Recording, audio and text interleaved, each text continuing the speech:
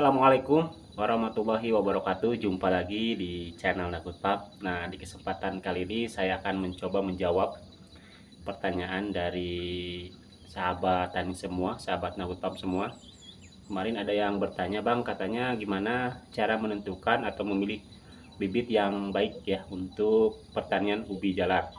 Baik itu cilembu, ubi ungu, atau ubi jalar yang lainnya. Nah, pada kesempatan ini saya akan mencoba membagikan hal-hal yang biasanya saya gunakan atau saya pakai untuk pertanian saya. Nah, di sini ada bibit ungu ya, ini ungu TW disebutnya ya. Dan ini yang untuk Murasaki, ungu Murasaki ya. Nah, Bang, bagusan mana antara bibit setek dengan bibit yang dari tunas gitu ya, atau F1.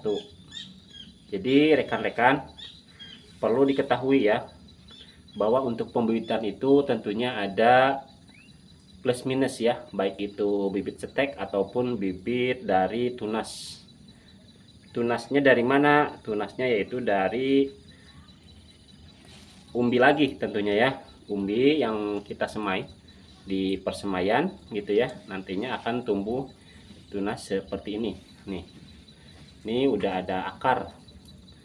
Nah, jadi gini, kalau kita mau membuat bibit dari tunas yang seperti ini, nah, ini panjangnya kurang lebih 20 sampai 25 cm ya, untuk ukuran segini. Sebetulnya ini bagus ya. Banyak ya budidaya seperti di Jepang, di Jepang, di Brazil gitu ya, saya lihat itu mereka menggunakan bibit yang dari tunas seperti ini. Kelebihannya apa? Jadi kalau untuk bibit dari tunas itu biasanya bibit itu dia lebih condong ke lebih cepat, maksudnya lebih cepat pertumbuhannya ke ini, ke perakaran ya, ke perakaran dulu. Nanti kalau misalkan akar ini udah kuat, udah bisa menopang ke atasnya, ini baru nanti bagus gitu untuk ke atasnya. Nah, seperti ini bibitnya. Namun kelemahannya biasanya kalau yang bibit yang dari tunas seperti ini itu umbinya tidak banyak ya, tidak banyak, tapi hasilnya besar-besar ya kalau untuk bibit yang dari tunas seperti ini. Misalkan si umbinya ada 5 gitu ya, ada 5, ada 3, ada 4, tapi nanti merata dia, karena ini dari sekeliling ini nanti nih, nah dari sekeliling ini nanti akan tumbuh umbi ya, umbinya seperti itu. Sama ya tuh. Nah, ini bagus biasanya ya.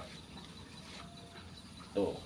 Ini sedang, ukurannya kira-kira kalau ini nih kan terlihat ya. Nah, tuh. Ini nanti yang akan jadi umbi itu akar yang seperti ini. Terlihat ya sama sahabat semua. Ini yang merah ini adalah calon untuk umbi. Nih, ini ada 1, udah terlihat ya. 2, 3 nih. Ada 3 calon untuk umbi. Nah, yang putih-putih ini biasanya tidak jadi umbi. Kalaupun jadi umbi biasanya dia kecil. Nih, terlihat ya. Nah, seperti itu. Tapi kalau bibitnya itu dari setek ya, kalau setek kan biasanya dia perluas itu ada umbi gitu. Tergantung kebutuhan ya. Jadi kalau butuhnya kita untuk kecil ya, untuk kecilan di 200 gram gitu kan, di 200 gram lah, atau 350 gram ke bawah, itu mendingan kita memakai bibit setek ya, setek yang seperti ini nih. Ini bibit setek ya. Nah, nanti kita tanam di sini sekitar 3 ruas. 3 ruas. Nah, nanti di sini akan tumbuh akar-akar yang untuk umbi. Nah, ini untuk stek. Nah, itu kelebihannya, dia cepat besar tapi umbinya tidak banyak.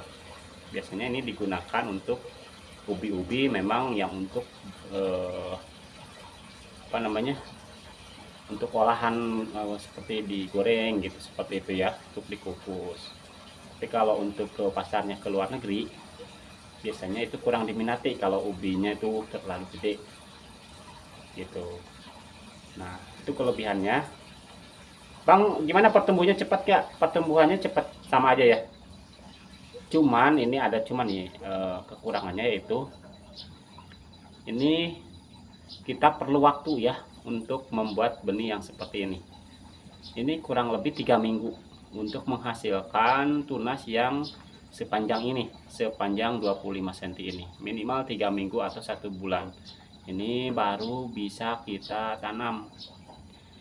Kalau misalkan kita membuat bedengan gitu ya, membuat bedengan, nah kita belum siap-siap ini, wah itu nunggunya pasti lama. Bayangin aja ya, kita harus nunggu untuk nanam saja sebanyak 3 minggu gitu. Itu kekurangannya, sisanya itu aja ya. Terus apalagi, ya udah sih itu aja kekurangannya. Mungkin ini untuk pembuatan benih ini perlu waktu ya. Nah, beda dengan stek yang seperti ini. Kalau stek yang seperti ini, seumpama kita punya lahan yang lain, ketika kita membuat bedengan, itu benih bisa kita langsung ambil manakala usianya sudah di usia 3 bulan ya.